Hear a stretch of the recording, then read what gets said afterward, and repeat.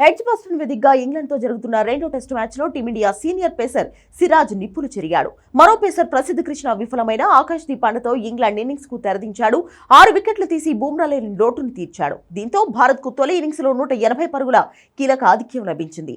England మొదటి innings లో 407 పరుగులకు all out అయింది. మూడో రోజు మ్యాచ్ అనంతరం సిరాజ్ తన ప్రదర్శనపై మాట్లాడాడు. ఈ ప్రదర్శన తనకు ఎంతో ప్రత్యేకమని చెప్పాడు. ఇంగ్లాండ్ గడ్డపై 5 వికెట్ల ప్రదర్శన కోసం ఎప్పటి నుంచో ఎదురు చూస్తున్నట్లుగా చెప్పుకొచ్చాడు. గతంలో ఇక్కడ చాలా మంచిగా బౌలింగ్ చేసిన వికెట్లు దక్కలేదన్నాడు. అయితే ఇప్పుడు 6 వికెట్లు తీయడంతో ఎంతో సంతోషంగా ఉందన్నాడు. పిచ్ చాలా మందకొడిగా ఉందని తెలిపాడు.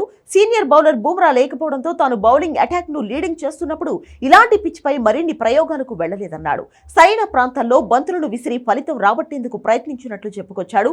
బుమ్రా లేకపోవడం పెద్ద సవాలని తెలిపాడు. ఇక ఆకాశ్దీప్ ప్రసిద్ధ కృష్ణులకు ఎక్కువ అనుభవం లేకపోవడంతో ప్రత్యర్థిపై ఎక్కువ ఒత్తిడి తీసుకురావడంపై దృష్టి పెట్టినట్లు చెప్పాడు. తనకు సవాళ్లు స్వీకరించడం అంటే చాలా ఇష్టమని అన్నాడు.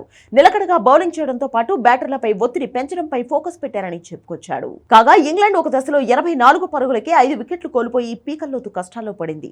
ఈ సమయంలో హ్యారీ బ్రూక్, జెమీ స్మిత్ చెలరేగిపోయారు. ఇండియన్ బౌలర్లపై ఎదురు దాడికి దిగారు. ఇద్దరూ కలిసి 6వ వికెట్ కు ఏకంగా 303 పరుగులు జోడించారు. వీరి పార్ట్నర్షిప్ ను ఆకాశ్దీప్ బ్రేక్ చేశాడు. ఆకాశ్దీప్ 4 వికెట్లు తీగా 19.3 ఓవర్లు బౌలింగ్ చేసిన మహ్మద్ సిరాజ్ 6 వికెట్లు తీశాడు. గతంలో ఆస్ట్రేలియాలో, సౌత్ ఆఫ్రికాలో, వెస్టిండీస్ లో 5 వికెట్ల ప్రదర్శన నమోదు చేసిన మహ్మద్ సిరాజ్ ప్రస్తుతం ఇంగ్లాండ్ లో కూడా 5 వికెట్లు పడగొట్టాడు.